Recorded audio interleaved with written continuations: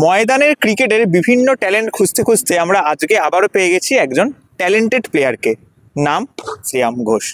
এবং তিনি কিন্তু আন্ডার 16 বেঙ্গল টিমে সুযোগ পেয়েছেন, ডাক পেয়েছেন, সেসব কথা আপনার মুখ থেকে শুনবেনই। এবং তিনি কিন্তু এখন এই মুহূর্তে খেলছে আরোরা টিমের হয়ে, এবং তার মুখ থেকে এবার তার জীবনের যে গল্প, তার ক্রিকেটে কীভাবে উত্থান, তার ভবিষ্যৎ পরিকল্পনা কি, এই সব সম্বন্ধে কিন্তু তার মুখ থেকে এবার আপনারা শুনে নেব। শ্রেয়াম, ইনসাইড স্পোর্টস বাংলায় আপনাকে স্বাগত জানাই। তো যেটা বলতে চাই যে এই যে তোমার যে ক্রিকেট জার্নিটা, তুমি আন্ডার যে বেঙ্গল টিমে চান্স পেয়েছো বা ডাক পেয়েছো, এখন অব্দি যাওনি, তো এই পুরো ক্রিকেট জার্নিটা যদি তোমাদের একটু বলো, মানে আমাদের দর্শকদের উদ্দেশ্যে যদি বলো। আমার তো শুরু হয়েছে বাবার কাছ থেকে, বাবা যা শিখিয়েছে ওখান থেকে, তারপরে সেকেন্ড ডিভিশন এই ক্লাবেই শুরু হয়েছে, এখন এখানেই খেলছি 3 বছর ধরে। বাবা কি ক্রিকেটের এই লাইনে? হ্যাঁ। কি বাবা কি করে? বাবা হচ্ছে কোচ, আর বাবা হচ্ছে ফার্স্ট ডিভিশন খেলেছে, কাউন্টি ক্রিকেট খেলেছে, সব খেলেছে। বাবার নামটাও একটু বলো। বাবার নাম সঞ্জীব ঘোষ। আচ্ছা, তোমার কত বছর বয়স থেকে ক্রিকেটের হাতে খড়িটা হয়েছে? আমার 5 বছর বয়স থেকে হাতে খড়ি। তোমার বাড়ি কোথায়? কল্যাণী। কল্যাণী। তোমার বাড়িটা মানে কিরকম কি চলে? বাড়িতে কজন লোক? বাড়িতে আমি, মা আর বাবা। আর আর্নিং মেম্বার তুমি?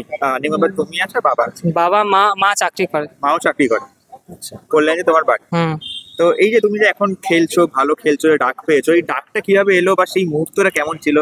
বেঙ্গল কিন্তু একটা বড় জায়গা। হ্যাঁ, আগে তো এখানে রান করতে হয়েছে, তারপরে সেকেন্ড ডিভিশন রান করে, তারপর ট্রায়াল ম্যাচ হয়েছে, ট্রায়াল ম্যাচে রান করেছি, সব ম্যাচে রান করেছি। ওখান থেকে তারপরে প্র্যাকটিস শুরু হয়েছে, প্র্যাকটিস করে তারপরে ট্যুর হয়েছে, ট্যুর থেকে ট্যুরে রান করার পরে হচ্ছে এখন মেন লিস্টে নাম এসছে। তো তোমার বয়স কত? এখন 15 বছর। কোন ক্লাসে? 9। তো যে স্কুলের সঙ্গে, স্কুলে তার মানে তুমি পড়ছো? হ্যাঁ। কোন স্কুলে পড়ছো? Springdale high school. Springdale high school, Kalyani. হ্যাঁ। তো এই যে স্কুলের সঙ্গে যেটা ম্যানেজ করা, তো স্কুলে অ্যাটেন্ডেন্সের প্রবলেম বা তোমার কোনো প্রবলেম হচ্ছে না? না, স্কুল পুরো আমায় সাপোর্ট করে, স্কুল পুরো সাপোর্ট করে। এই যে এখন তো মরশুম চলছে, ধরো এই যে অফ সিজন যখন চলে, তখন কিরকম কি চলে? অফ সিজনে হচ্ছে বাড়িতে প্র্যাকটিস করি, বৃষ্টি হলে রানিং সেশন হয়, আর এমনি নাহলে ভেজা বলে প্র্যাকটিস করি, আর হচ্ছে যে যা হয় আর কি। এই যে এত এখন সাকসেস পাচ্ছ, বাড়ির লোক, পাড়ার লোক কি বলছে? সবাই সাপোর্ট করছে, সবাই বলছে আরো ভালো করে খেলতে, আরো বড় জায়গায় যেতে, এটাই বলছে। আচ্ছা, আর আরো বড় জায়গায় যাওয়া মানে তোমার এখন লক্ষ্য ফার্স্ট ডিভিশন? তারপর ফার্স্ট ডিভিশন বেঙ্গল, তারপরে ইন্ডিয়া টিম। সুযোগ আছে। এই যে বেঙ্গলের জন্য সিলেক্ট হয়ে গেছো অলরেডি, কিভাবে নিজেকে তৈরি করছো মানসিকভাবে? এবং মানসিকভাবে বলতে গেলে যে সবসময় নেগেটিভ ভাববো না, এটা একটা চিন্তা, সবসময় পজিটিভ ভাববো। আর হচ্ছে মানে যদি ভালো হয় সেটাকে নিয়ে খুব বেশি করবে না। আচ্ছা, মানে তুমি আগে মেন্টালি এখন তৈরি। আর বাবা কি বলছে এখন? বাবা বলছে যে একটা জায়গা সুযোগ পেয়েছে, ওটাকে যেন ভালো করে কাজে লাগাতে পারি। মানে তোমার কোনো পড়াশোনার যে চাপ আমরা বেশিরভাগ ক্ষেত্রে দেখি, বেশিরভাগ ট্যালেন্ট হারিয়ে যায়, সেরকম কিছু? না, পড়াশোনার কোনো চাপ নেই, মানে পুরোটাই খেলার দিকে আর কি মন দিচ্ছে। তোমার আইডল কে? আমার আইডল বিরাট কোহলি। বিরাট কোহলি। আর যদি ইন্টারন্যাশনালে যাই? ইন্টারন্যাশনালে তো ওদিক দিয়ে দেখতে গেলে ব্রায়ান লারা।